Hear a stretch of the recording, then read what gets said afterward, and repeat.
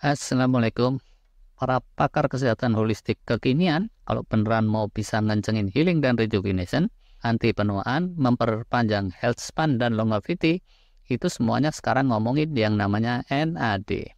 Ironisnya, karena soal NAD ini baru gamblang, belum terlalu lama, maka itu cukup tipikal ya.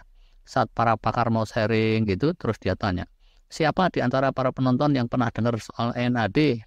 Yang angkat tangan cuma dikit. Yang sebel terus biasanya angkat kaki. Kalau yang mau mudik angkat koper. Walah, apalagi ini urusannya yang angkat koper segala dibahas. Beneran loh. Walaupun audiensnya itu dokter semua, itu kayak gitu situasi tipikalnya.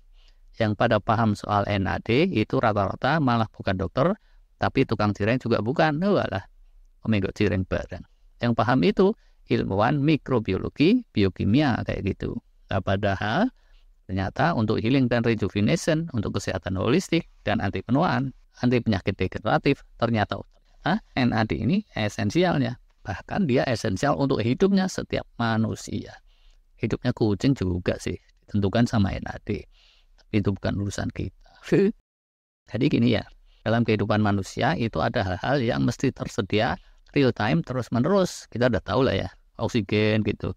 Sekian menit aja supply-nya terhenti, innalillahi. Aliran darah juga gitu. Nah, NAD itu kelasnya sepenting itu. Kalau sel-sel di tubuh si adul gitu tidak mendapatkan suplai NAD, maka dalam 30 detikan saja si adul dipastikan akan mendapat gelar tambahan, yaitu gelar almarhum. Ya. Dan ini nggak cuma si adul, berlaku untuk semua manusia. Ini agak mengulang bahasan kita yang lalu tentang sirtuin, tapi bisa juga dibilang ini melanjutkan yang itu atau pendalamannya. Itulah. NAD ini selain yang netral terpilah lagi jadi dua jenis, yaitu NADH dan NAD+. Yang banyak terkait healing rejuvenation itu yang NAD+. Tapi kalau mau dibahas di limit sampai segitunya, tempatnya bukan di sini. Karena kita ini pada tahu kan ya, pakai bahasa terang aja, bahasa gampang, bahasa manusia.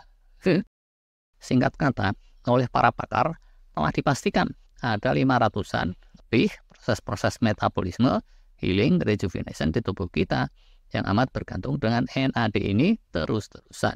Akan tetapi, ini seiring usia, ketersediaan NAD di tubuh kita itu berkurang dan berkurang terus, ngedrop secara eksponensial. Iya sih, selama hidup NAD ini nggak akan pernah sampai habis. Tapi ini kayak kapasitas pompa jantung kita gitu deh.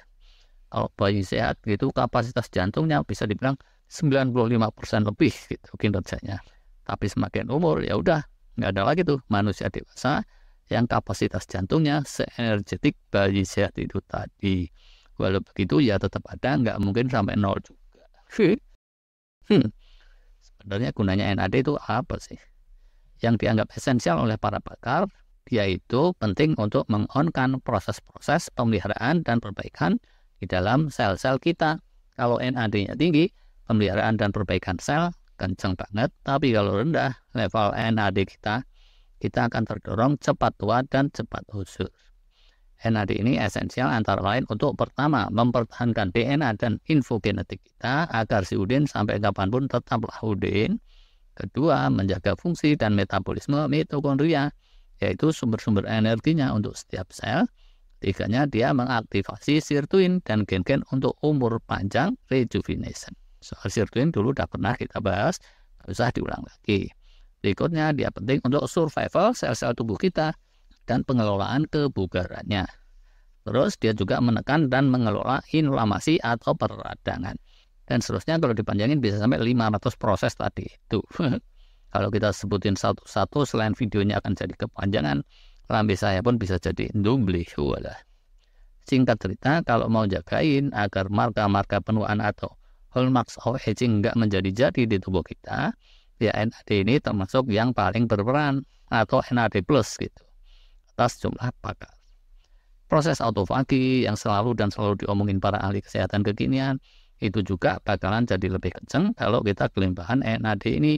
Dan demikian pula kalau mau muncul stem cell lebih dari biasanya, itu juga nggak bisa optimal kalau NAD di tubuh kita kredit dan seterusnya.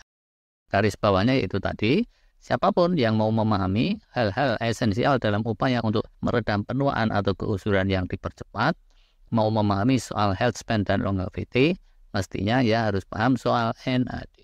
Oke lah, izin ini pendek dulu, tapi buat yang semangat, ingin awet sehat, umur panjang, ini satu kata kunci penting yang bisa dicari sendiri di sharing-sharingnya para pakar yang lebih otoritatif.